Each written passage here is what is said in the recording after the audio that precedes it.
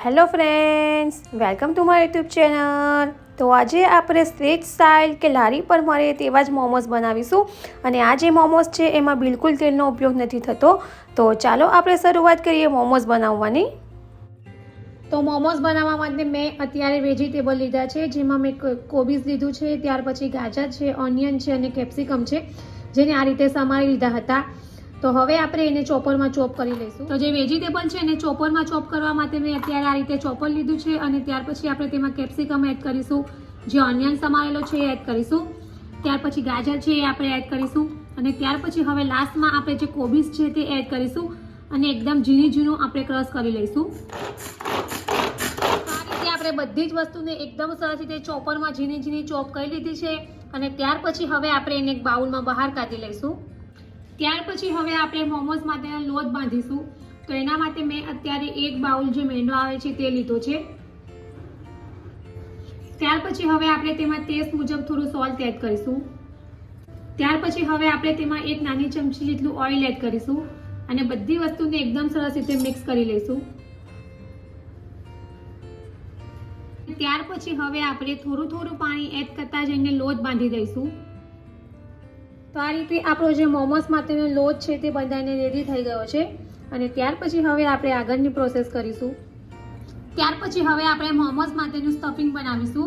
તો એના માટે મેં ગેસ ઉપર એક કઢાઈ લીધી છે અને હવે આપણે 1 થી 2 નાની ચમચી થોડું ઓઇલ એડ કરીશું।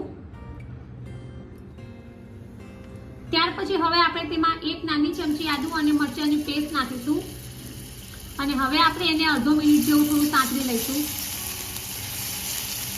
હવે આપણે જે ગાજર છે, કોબીઝ છે, કેપ્સિકમ છે, ઓનિયન છે, એને ઝીણો ચોપ કરેલો હતો તે આપણે એડ કરી દઈશું।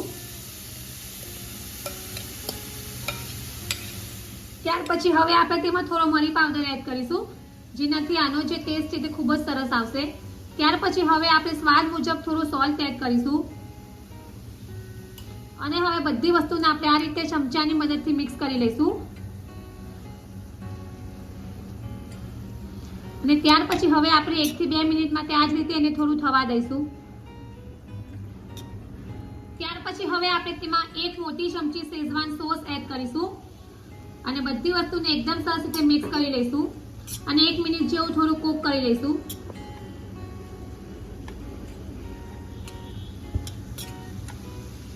તો બધી વસ્તુ એકદમ સરસ રીતે મિક્સ થઈ ગઈ છે અને આપણું જે મોમોઝમાં વચ્ચે સ્ટફ કરવાનું સ્ટફિંગ છે એ રેડી છે। તો હવે આપણે આ સમયે ગેસ બંધ કરી દઈશું અને થોડું એને ઠંડુ થવા દઈશું। ત્યાર પછી આપણે જે લોટ બનાવ્યો હતો તેમાંથી થોડો લોટ આ રીતે આપણે પાટલી ઉપર લઈશું અને આ ટાઈપની આપણે નાની પૂરી જેવું વણી લઈશું અને એકદમ પાતળું જ વણવાનું છે આપણે।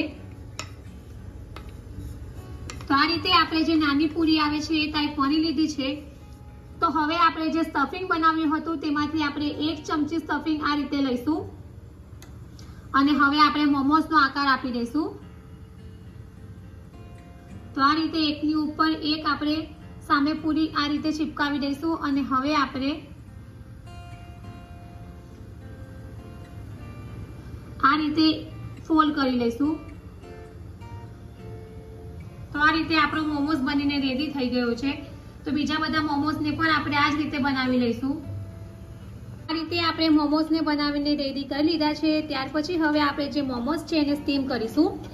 તો એના માટે મેં અત્યારે જે ઢોકળા માટેનું કુકર આવે છે તે લીધું છે અને જે પ્લેટ છે તે કાણાવાળી પ્લેટ લીધી છે, જેને આપણે આ રીતે થોડી ઓઇલથી ગ્રીસ કરી લઈશું અને ત્યાર પછી હવે આપણે જે મોમોઝ બનાવ્યા છે એને આ પ્લેટમાં આપણે ગોઠવી દઈશું। તો આ રીતે આપણે બધા જ મોમોઝને પ્લેટમાં ગોઠવી દીધા છે અને હવે આપણે કુકરનું ઢાંકણ ઢાંકી દઈશું અને મીડિયમ ગેસ પર જ હવે આપણે 8 થી 9 મિનિટ માટે એને સ્ટીમ કરી લઈશું।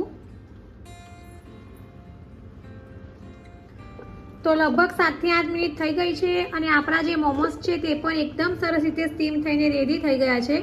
તો હવે આપણે આ જે મોમોઝ છે એને સર્વિંગ પ્લેટમાં સર્વ કરીશું। તો જે બીજા મોમોઝ છે એને મેં આ રીતે બનાવ્યા છે અને તમે તમારી ચોઈસ મુજબ ગમે તે આકારમાં બનાવી શકો છો। તો મેં અત્યારે જે બીજા મોમોઝને આ રીતે બનાવ્યા છે અને એને પણ સ્ટીમ કરવા મૂકી દઈશું।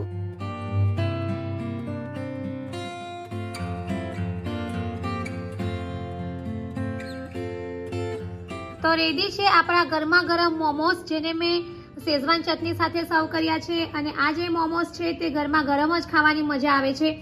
તો ફ્રેન્ડ્સ, તમારા મોમોસ પણ ઘરે જો બરાબર ન બનતા હોય તો તમે એકવાર આ રીતે બનાવજો અને કમેન્ટ બોક્સમાં મને જણાવજો કે તમને મારી આ રેસીપી કેવી લાગી છે. જો તમને મારી આ મોમોઝની રેસીપી પસંદ આવી હોય તો મારી ચેનલને લાઇક અને શેર જરૂરથી કરજો. અને આવી જ બીજી નવી નવી રેસીપીઓ જાણવા માટે મારી ચેનલને સબસ્ક્રાઈબ કરવાનું ભૂલતા નહીં. તો ફરી પાછા આવા જ નવા વિડીયો સાથે મળીશું. ત્યાં સુધી bye bye and thank you for watching my video.